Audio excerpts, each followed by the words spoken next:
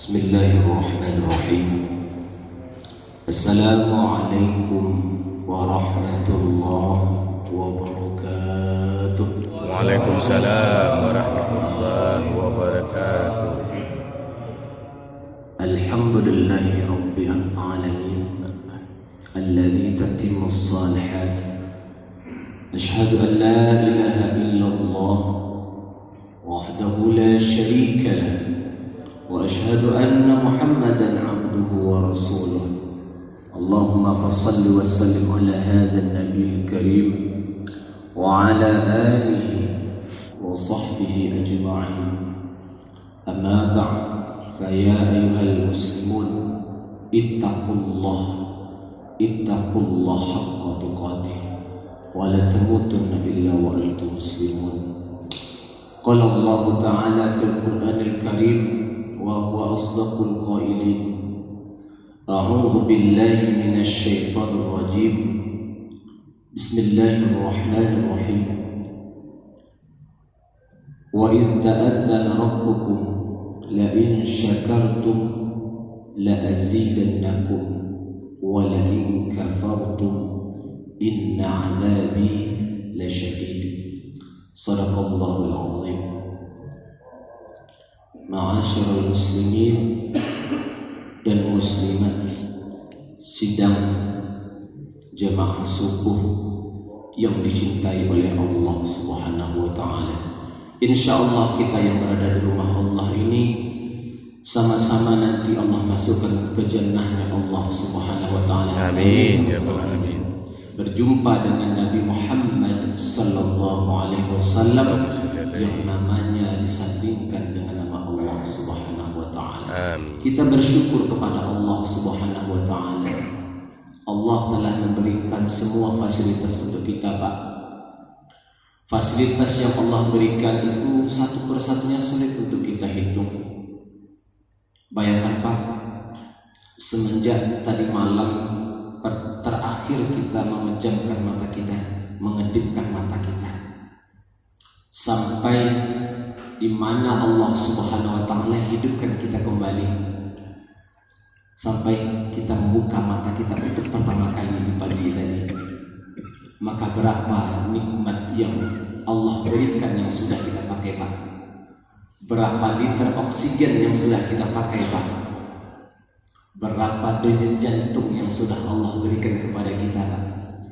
Kalau kita melihat teman-teman kita, mungkin tetangga-tetangga kita, atau rekan-rekan kerja kita, atau mungkin saudara-saudara kita yang sedang dirawat di rumah sakit, dia membutuhkan sekian oksigen. Oksigen itu per tabung berapa biayanya, Pak? Tapi hari ini Allah berikan kepada kita nikmat yang sangat luar biasa, Pak. Ada nikmat yang mungkin terlupakan oleh kita, Pak. Ada nikmat yang terbesar yang Allah berikan kepada kita. Bukan hanya nikmat kesehatan, tapi nikmat istiqomah. Bukan karena rumah kita yang dekat, Pak, kita datang ke masjid. Bukan karena suara azan yang bagus kita datang ke masjid, Pak. Bukan karena suara imam yang lantang membuat kita datang ke masjid, Pak. Tapi nikmat hidayah yang Allah berikan kepada kita. Ada orang yang rumahnya mungkin dekat berseberangan dengan masjid, Pak, tapi belum hidayah itu datang. Hidayah itu, Pak, luar biasa. Itu nikmat yang luar biasa, Pak. Jangankan jauh-jauh, Pak, ya. Ketika azan berkumandang, maka maaf, secara jarak, fisik jarak yang lebih dekat masjid dengan rumah kita atau masjid dengan orang di blok sana, maka yang dekat itu seharusnya dia datang. Tapi belum tentu rumah yang dekat itu mengantarkan mereka ke masjid. Belum tentu juga rumahnya jauh dia nggak datang ke masjid, Pak. Maka datang ke masjid, panggilan ke masjid itu adalah hidayah yang Allah berikan. Kita berdoa kepada Allah, semoga tetap Allah berikan kita hidayah. Amin ya rabbal. Maka di dalam doa yang kita sering bacakan, Allahumma inna nas'alukal huda wat tuqa wal afafa wal ghina. Salawat dan salam kepada junjungan kita Nabi Muhammad sallallahu alaihi wasallam. Allahumma sholli alaihi. Semoga cinta kita kepada beliau pun juga beliau sambut di hati. Banyak orang yang mengaku-ngaku umat Nabi Muhammad. Banyak, Pak. Jangankan Nabi Muhammad, Pak RT saja. Banyak orang yang mengaku kenal dengan Pak RT. Si A kenal Pak RT, si B kenal Pak RT, si C kenal Pak RT. Tapi apakah mungkin Pak RT juga kenal sama kita? Jangankan Rasulullah, Pak. Ya, Pak RT yang mungkin setiap hari kita sapa pun belum tentu hafal nama kita, belum tentu tahu kita. Maka oleh sebab itu kita berdoa di sholawat-sholawat kita dan di doa-doa kita. Kalau masih terbesit di hati kita rasa yang nggak bisa kita sebutkan ketika nama Muhammad disebutkan, Pak, maka itu cinta kita kepada Nabi Muhammad itu ada. Sholawat nampak dibacakan tentang Nabi Muhammad bergetar hati kita, itu menandakan kita adalah umat yang mencintai Nabi Muhammad. Semoga Nabi mencintai kita. Nabi Muhammad tinggalkan kepada kita dua pedoman, Pak. Taraktu fikum amrayni la tamassaktum bihima lam tadillu abada, kitabullah wa sunnati. Nabi itu tak tinggalkan hartanya, Pak. Nabi itu tak tinggalkan singgasana seperti Fir'aun. Fir'aun, Pak, besarnya Fir'aun, kebesaran Fir'aun itu sampai hari ini megah dapat kita saksikan. Kalau Bapak belum pernah ke Mesir, Pak, canggih zaman hari ini, Pak. Andaikan di masa kita dulu, Pak, orang bercerita tentang Mesir, orang bercerita tentang piramida, orang bercerita tentang Sphinx, kita hanya dapat cerita-cerita, Pak. Hari ini dengan hebatnya gadget, dari manapun akses kita bisa lihat, Pak. Pulang nanti Bapak di rumah, Bapak buka ponsel Bapak, cari piramida Mesir. Oh, itu macam-macam orang meliput tentang piramida. Ada yang sampai masuk ke dalamnya, bahkan ada arkeolog yang menelitinya. Jelas sampai ke sana. Begitu canggihnya zaman hari ini. Fir'aun meninggalkan kebesarannya dengan meninggalkan bangunannya. Tapi Nabi Muhammad SAW tak meninggalkan bangunan, tapi Nabi tinggalkan itu adalah kitabullah, Al-Quran. Nak pergi kemana pun kita, Pak, Al-Quran tetap dalam bahasa Inna anzalnahu Qur'anan Arabiyyan, tetap bahasa Arab, Pak. Pergi kita ke Cina, tetap Al-Quran dalam bahasa Arab. Pergi kita ke Mesir, jelas-jelas bahasa Arab. Pergi kita Eropa, Al-Quran tetap berbahasa luar biasa, Pak. Itu salah satu mukjizat dan bukti keautentikasikan Al-Quran, Pak. Orang yang tak paham saja dengan Al-Quran, begitu cintanya dia dengan Al-Quran, Pak, nggak paham dengan Al-Quran. Ada anak-anak kita lihat juga diliput di televisi, Pak, hafiz Quran. Dia hafal Al-Quran tanpa menghafal Quran, Pak. Kalau kita menghafal, pegang mushaf, kita baca satu persatu. Idza waqa'atil waqi'ah, idza waqa'atil waqi'ah, laisa liwaqa'atiha kadhibah. Kita hafal satu-satu. Tapi ada anak, ada orang yang tidak berusaha menghafal, tapi dia hafal melalui pendengaran. Ternyata Allah menceritakan dalam Al-Quran, Pak, wallahu akhrajakum min butuni ummahatikum la ta'lamuna syai'a. Ternyata yang mengeluarkan kita dari perut ibu kita, Pak, itu bukan dokter spesialis kandungan, bukan ibu bidan. Ibu bidan itu hanya bantu, Pak. Dokter spesialis itu hanya bantu, Pak. Tapi Allah lah yang mengeluarkan kita dari perut ibu kita. La ta'lamuna syai'a. Pak, ada nggak di antara kita di sini yang ketika dia lahir dia langsung sujud? Ada, Pak? Oh, Pak, ngantuk, Pak? Ada, Pak? Nggak ada. Saya tanya, Pak, ada tak, Pak, kira-kira? Nggak ada. Tak ada, Pak. Tapi Nabi Muhammad SAW dalam beberapa riwayat mengatakan ketika Nabi Muhammad itu lahir, Pak, beliau keluar dengan sujud beliau dan tangan beliau begini, Pak, menunjuk ahad. Dalam beberapa riwayat menjelaskan demikian. Begitu mulianya Rasulullah SAW. Allahumma sholli alaihi. Kita sambung ayat ini, Pak. Wallahu akhrajakum min butuni ummahatikum la ta'lamuna syai'a. mengetahui apapun Pak. Tidak ada kita mengetahui satu apapun Pak. Anak yang lahir tuh dia menangis dengan oe gitu ya Pak ya. Betul Pak. Ada yang oe, nggak ada Pak. Semua sama Pak. Menandakan bahwasanya itu kuasa Allah yang membuat dia menangis Pak. Enggak tahu sama sekali.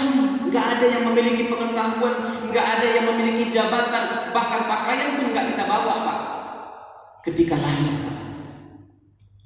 Insya Allah kita semuanya, mungkin mayoritas yang berada di masjid Allah ini sudah menyaksikan bagaimana istri yang melahirkan Pak. Bagaimana anak itu keluar Pak, atas izin Allah Subhanahu wa ta'ala yang sangat luar biasa. Proses penciptaan manusia sesuai dengan disampaikan oleh Al-Quran Pak. Laqad khalaqnal insana fi ahsani taqwim. Manusia itu sebaik-baik kejadian Pak. Begitu indah kejadian yang Allah ciptakan tentang manusia dibandingkan dengan hewan Pak. Penelitian membuktikan Pak, semut, ada koloni semut itu yang matanya nggak bisa melihat Pak. Semut Pak. Tapi ternyata semut itu Pak mampu memberikan apa yang namanya Pak? Memberikan referensi kepada manusia untuk membuat bangunan. Bangunan yang tinggi-tinggi seperti yang kita buat ini Pak, itu belajar tentang arsitek daripada semut. Dalam ensiklopedia Islam itu Pak, semut ternyata yang memberikan ilham kepada manusia, yang memberikan pandangan prototipe kepada manusia bagaimana menciptakan bangunan yang tinggi. Ternyata semut-semut tersebut Pak yang diteliti itu semut-semut yang buta Pak. Dibandingkan bentuk kita dengan semut, maaf saya Pak, kita jentik melayang semua. Ma'asyiral muslimin sidang jamaah subuh yang dirahmati oleh Allah Subhanahu wa ta'ala. Panjang cerita kita. Sebagaimana ayat yang kita sampaikan tadi di awal, bahwa Allah Subhanahu wa ta'ala mengingatkan kepada kita untuk selalu bersyukur. Bersyukur dalam artian jangan banyak mendongak ke atas, banyaklah melihat orang yang di bawah kita. Syukur mudah untuk diucapkan Pak, tapi sulit untuk dilakukan. Ada orang yang ingin punya istri Pak, dah kemana-mana tak dapat istri Pak. Tapi ada orang yang di depan matanya calon istrinya, tapi dia tak mau Pak. Bapak-bapak di sini alhamdulillah sudah punya keluarga ya Pak, sudah punya istri alhamdulillah. Ada yang mau nambah Pak? Cukup satu Pak? Satu lebih baik katanya. Bersyukur Pak. Bersyukur dengan apa yang Allah berikan kepada kita. La in syakartum la azidannakum. Jika kita bersyukur maka Allah akan tambahkan Pak. Bagaimana bersyukur menjadi seorang ayah? Bagaimana bersyukur menjadi seorang suami? Pak, tak semua orang memiliki anak Pak. Ada orang yang berbagai macam dia datangi dokter Pak. Dokter spesialis kandungan A, kandungan B, konsultasi supaya dapat keturunan, tapi nggak dapat Pak. Nikah 2019, 2022 belum dapat Pak. Tapi ada orang Pak yang nikah 2019 bulan Agustus, bulan Desember dan lahir. Luar biasa Pak hidupnya Pak. Anak sekarang cakap itu istilah dengan MBA Pak, Married by Accident. Banyak Pak. Ada orang yang mencari-cari Pak, nggak dapat Pak. Pengen punya anak nggak dapat. Satu lagi luar biasa Pak. Terkadang di dalam kehidupan sehari-hari kita saksikan Pak bahwa nikah dengan cara baik-baik, bertemu pun dengan cara yang baik-baik. Ketika sudah menikah Pak, nggak dapat anak. Sekali dapat anak pun Allah panggil pendek usia anaknya. Banyak kita lihat disaksikan itu Pak. Menandakan Pak, tak semua orang yang punya anak itu adalah kuasanya, tapi itu kuasa Allah Subhanahu wa taala. Di awal tadi kita sudah sampaikan tentang ayat yang Allah sampaikan tadi Pak. Allah yang mengeluarkan kita dari perut ibu kita Pak, enggak mengetahui satu pun. Wa ja'ala lakumus sam'a, maka Allah ciptakan waktu itu pendengaran. Pendengaran ternyata adalah indera yang pertama kali Allah ciptakan untuk manusia Pak. Makanya kalau ada istri atau ponakan atau anak kita yang hamil Pak, dengarkan Al-Quran, dan kalau bisa yang baca Quran itu ayahnya Pak, bacakan ke perut ibunya. Ya, untuk apa? Dia tidak bisa mengetahui apa-apa. Tapi ternyata Pak, ada anak yang lahir, ketika dia lahir, ketika dia mulai pandai berbicara, dia mulai menyusun tata-tata kata-kata Al-Quran itu Pak. Dan itu ternyata Pak, secara ilmu kesehatan dan secara ilmu manusia Pak, ada anak yang mengidap cerebral palsy. Dia cacat otak Pak, nggak bisa berpikir, nggak bisa menghafal. Tapi ternyata ilmu manusia itu bisa dipatahkan oleh Allah Subhanahu wa taala. Di televisi sering Pak dimunculkan para penghafal Quran Pak yang cacat. Tapi dia hafal Al-Quran apa menghafalnya. Makanya Allah ciptakan indera yang pertama itu adalah pendengaran. Jadi bagaimana mensyukuri nikmat anak kita? Jika memang Allah sudah titipkan kepada kita anak, karena tidak semua orang Allah berikan anak, maka didiklah anak kita dengan Al-Quran. Doa kita Pak, Rabbana hablana minas salihin, Rabbi ja'alni muqimas salati wa min dzurriyyati, Rabbana wa taqabbal du'a, Rabbi habli min ladunka dzurriyyatan thayyibah. Doa Pak. Anak yang soleh itu bukan hanya dilahirkan Pak, tapi anak yang soleh itu dididik Pak. Anak-anak yang Allah titipkan kepada kita itu Pak, kemana kita sekolahkan? Hari ini Pak, maaf, berapa banyak teman-teman kita, saudara-saudara kita yang lebih bangga dia ketika anaknya itu lulus di kedokteran. Betul, bagus. Tapi kita inginkan Pak, ada anak-anak kita yang lulus kedokteran tapi hafalan Qur'annya bagus. Ada anak-anak kita yang lulus kepolisian tapi hafalan Qur'annya bagus. Kita ingin ada anak-anak kita yang lulus menjadi dosen, bacaan Al-Qur'annya bagus Pak. Pak, ternyata anak-anak kita ini Pak macam-macam. Tak semua anak-anak kita itu bagus matematikanya Pak. Tak semua anak-anak kita bidang seninya bagus Pak. Terkadang maaf cakap Pak, kesalahan kita sebagai orang tua ketika sudah terima rapor Pak, itu marah-marah sama anak Pak.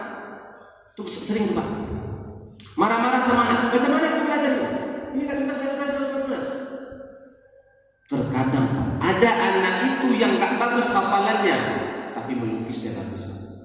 Kalau suaranya bagus, hafalannya bagus, maka sekolahkan dia di sekolah-sekolah tahfiz Pak. Maka kita senang nanti Pak. Mereka yang menggantikan kita nanti Pak. Mereka yang melantunkan ayat suci Al-Quran. Suaranya bagus Pak, masukkan ke sekolah-sekolah mengaji Pak, ke pondok-pondok Quran, masukkan. Enggak bagus Pak, suaranya enggak bagus, hafalannya enggak bagus, suruh dia belajar kaligrafi. Belajarnya enggak bagus dia Pak, tapi menulisnya bagus. Bagus dia menulis. Allah diciptakan manusia ini berbagai macam Pak. Makanya hebatnya Rasulullah itu Pak, Rasulullah itu mendidik para sahabat sesuai dengan proporsinya, profesional dan proporsional Pak. Sepanjang sejarah yang Bapak baca, pernah nggak Bapak dengar Abu Bakar dari muazzin? Ada Pak? Ada tak Pak? Kira-kira Pak, Bapak ada dengar nggak? Ada riwayat azan dari Abu Bakar. Gimana azannya? Allahu Akbar, Allahu Akbar. Itu riwayat Abu Bakar. Tapi siapa yang muazzin Rasulullah Pak? Siapa Pak? Bilal. Bilal. Kenal sama Bilal Pak? Kenapa Bapak kenal namanya? Karena sampai kenal terus. Pak, hebatnya Nabi Muhammad SAW hingga orang Barat sebagai tokoh pemimpin yang berpengaruh di dunia. Pak, Nabi Muhammad itu Allah utus itu 610 Masehi, Pak. 610 Masehi. Sekarang berapa, Pak, Masehi, Pak? 2022. Kira-kira berapa tahun yang lalu, Pak? 1600. Serius, Pak? Berapa, Pak? Anggaplah 1600 ya, Pak ya. 1600 tahun yang lalu, Pak. Nama Nabi Muhammad SAW dinobatkan oleh orang Barat, Pak, sebagai tokoh yang berpengaruh kepada dunia, Pak. Ternyata Nabi Muhammad berdakwah 610, berakhir sampai 632, Pak. Kurang lebih 23 tahun. 22 tahun, 2 bulan, 22 hari yang dibenarkan oleh sejarawan menjadi 23 tahun. Pak, hebatnya, Pak, ternyata Islam dah sampai ke kampung halaman kita di Nusantara ini, Pak. Dalam sebuah tulisan yang berjudul Api Sejarah karangan Profesor Ahmad Mansur Surinegara. Selama ini yang kita tahu, Pak, merdeka itu tanggal 17 Agustus 1945. Tapi ada terlupakan oleh kita, Pak, bahwasanya merdeka Republik ini terjadi pada bulan Ramadan, 9 Ramadan. Nah, kita bahas tentang Rasulullah tadi, Pak. Begitu hebatnya Nabi Muhammad, Pak. Maka orang yang suaranya bagus ini jadi muazin. Orang yang kaya, ini deretan Utsman bin Affan, Abdurrahman bin Auf, Sa'ad bin Abi Waqqas, yang memiliki kemampuan multi language, bisa berbagai macam bahasa, Pak. Bahkan sampai beberapa riwayat mengatakan beliau sudah sampai ke Cina, Guangzhou, Cina. Sampai hari ini ada makomnya, Pak, makom Sa'ad bin Abi Waqqas di Guangzhou, Cina. Jadi tak semua orang Cina itu non Muslim, Pak. Ternyata dahulu sudah banyak orang-orang Muslim yang beragama Islam. Salah satunya adalah orang-orang di Guangzhou, Cina, dan Uighur. Ya. Masyaallah muslimin rahimakumullah. Begitu hebat Nabi Muhammad. Dalam sejarah kita kenal muazin Rasulullah itu adalah Abdullah bin Ummi Maktum dan Bilal bin Rabah. Bagus suaranya muazinnya. Hebat intelektualnya. Disuruh dia untuk menulis wahyu Al-Quran. Muawiyah bin Abu Sufyan salah satunya penulis wahyu Nabi. Zaid bin Thabit penulis wahyu. Tidak semuanya, Pak. Tidak semuanya pergi perang, Pak. Tapi ada sisi-sisi tertentu yang mungkin si A nggak cocok di situ, Pak, tapi si B cocok. Begitu hebat Nabi Muhammad, Pak. Makanya pola asuh dan pola pendidikan Rasulullah itu sangat luar biasa. Bapak, Ibu nanti di rumah lihat anak kita kemana arahnya. Tapi yang paling utama, Pak, adalah orang tua. Kullu mauludin yuladu 'alal fitrah fa abawahu yuhawidani aw yunassirani aw yumajjisani. Anak yang lahir itu fitrah atas putih, Pak. Tergantung ayah ibunya membawa kemana. Kalau dari kecil dia dibawa ke lapangan bola, Pak, maka nanti insya Allah besarnya dari pemain bola dia, Pak.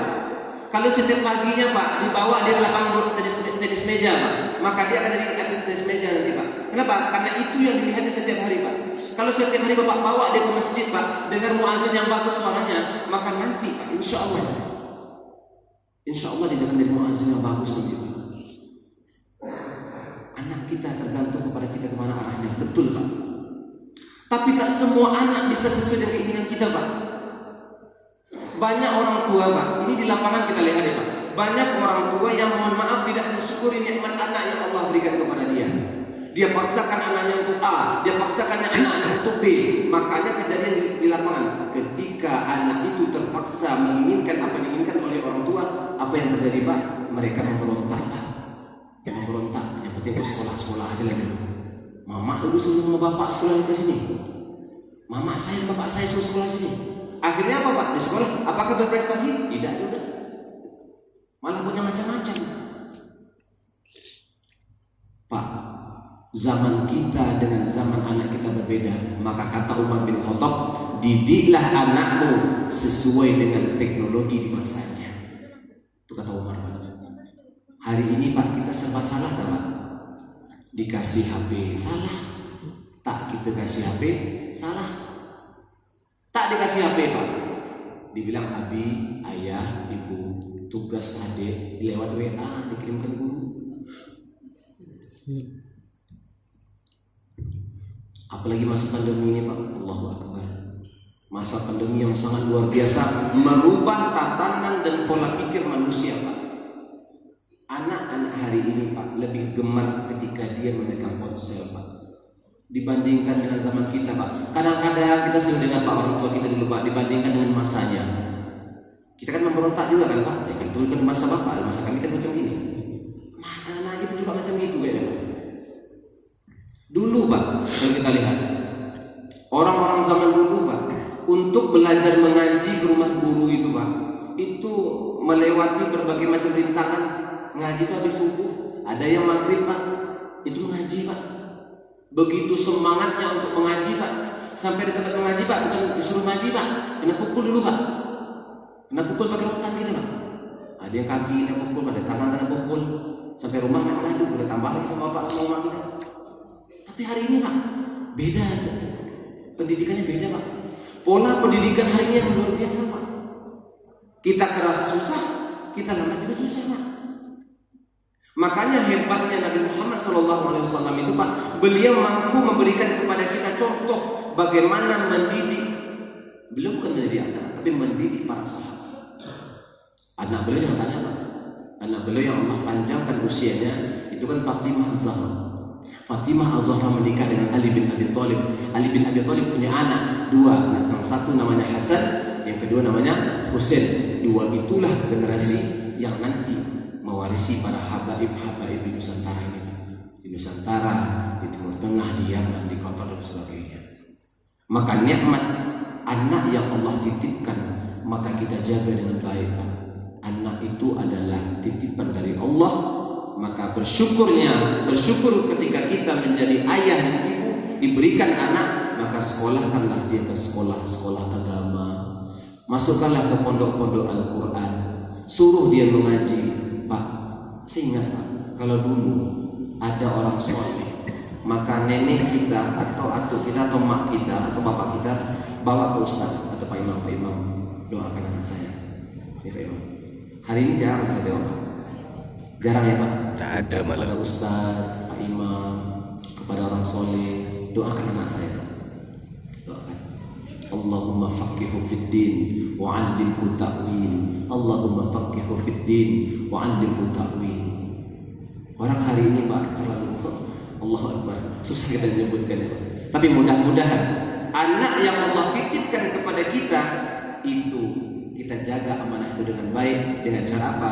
Kita sekolahkan dia ke sekolah-sekolah agama. Itu anak yang Pak. Kemudian harta. Pak, ternyata harta ini Pak, dua yang akan Allah tanyakan nanti. Apa yang akan ditanyakan dengan harta ini Pak? Yang satu di mana didapat dan kemana dibelanjakan Pak. Itu luar biasanya Pak. Ada sahabat Nabi Pak, ketika Nabi sampaikan orang kaya itu terakhir masuk surga nanti. Kenapa? Karena banyak yang akan dipertanyakan, didapat dari mana, dibelanjakan kemana. Ada cerita unik Pak, mungkin kita sering dengarkan Pak. Ada sahabat Nabi namanya Abdurrahman bin Auf. Abdurrahman bin Auf adalah sahabat Nabi yang mulia, yang masuk Islam oleh perantaraan Abu Bakar As-Siddiq. Abu Bakar As-Siddiq ini luar biasa Pak. Maka kenapa Nabi Muhammad SAW itu mencintai Abu Bakar dan Abu Bakar cinta kepada Nabi Pak. Sahabat yang paling Nabi dekati atau yang paling dekat dengan Nabi, yang paling qarib dengan Nabi itu adalah Abu Bakar Pak. Abu Bakar Pak. Saking dekatnya kepada Nabi Pak, ketika Nabi Muhammad pergi hijrah Pak, maka orang yang mendampingi Nabi siapa Pak? Abu Bakar.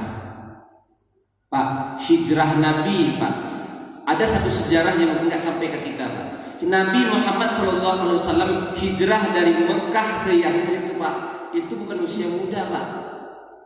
Kita lupa Pak, usia Rasulullah itu telah dibagi dua Pak.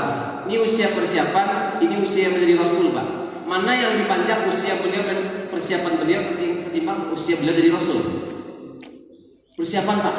Persiapan dari 0 sampai 40 tahun Pak. Itu masa persiapan.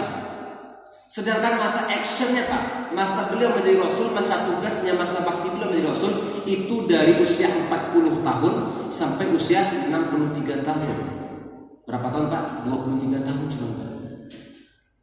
Rasulullah itu pergi hijrah Pak, bukan usia muda Pak, bukan usia 40 tahun Pak, usia 53 tahun. Jika hari ini ada bapak-bapak kami yang usianya 63 tahun, berarti masih tergolong muda Pak. 63 tahun Pak, sampai Nabi Muhammad di Madinah Pak, bukan aman-aman saja Pak. Tergolong muda ya Pak. Perang-perang dalam Islam itu Pak, perang Badar, perang Uhud, perang Tabuk, perang sebagai macam. Itu kapan terjadinya Pak? Nabi di Makkah atau di Madinah Pak? Nabi di Madinah Pak. Andaikan 53 tahun usia Nabi Muhammad itu pergi hijrah Pak, berarti 63, 64, 65, 53, 54, 55, 56, 57 sampai 63 tahun. Itu masa-masa dalam riwayat mengatakan Pak, per 3 bulan itu perang Pak. Per 3 bulan. Menandakan Rasulullah itu kuat Pak. Jika ada yang mengatakan usia aku dah 58 tahun dan nggak ada lagi waktu ini. Ngaji lagi Pak, adalah anak-anakku aja nanti ngaji lagi. Kan banyak gitu Pak. Ternyata Rasulullah luar biasa Pak. Maka kita kembali Pak. Sahabat Nabi Abdurrahman bin Auf Pak. Hartanya tuh Pak, kalau kayanya Abdurrahman bin Auf itu luar biasa Pak. Kenapa kita katakan kaya Abdurrahman bin Auf? Sepertiga hartanya itu Pak, itu dipakai oleh orang Madinah. Sepertiganya lagi Pak, itu beredar di uangnya itu, hartanya itu di pasar itu Pak. Sepertiganya lagi Pak, itu disedekahkannya untuk orang Madinah. Menandakan harta Abdurrahman bin Auf itu rata-rata semua itu harta dia Pak. Jadi ketika Nabi sampaikan orang kaya itu terakhir masuk surga nanti, maka dia berniat Pak untuk miskin Pak. Ternyata kaya itu Pak, itu takdir Allah sebenarnya Pak. Takdir Allah. Ada orang Pak kerja siang malam pagi, pulang petang, pulang pagi petang, pulang pagi, kepala di kaki, kaki di kepala, pergi kerja Pak untuk mendapatkan kekayaan, nggak kaya Pak. Ada orang ya Pak yang nggak berniat untuk kaya Pak, bahkan sengaja dia keluarkan hartanya semuanya bertujuan supaya dia miskin Pak. Kaya juga Pak. Abdurrahman bin Auf kaya raya Pak. Di saat Nabi sampaikan demikian, maka dia berniat di hatinya, saya nggak bisa orang kaya, bahaya nih orang kaya, terakhir masuk surga nanti. Maka Pak, dia adalah pedagang Pak. Ketika dia berdagang, selama ini dia kaya Pak. Akhirnya dia niat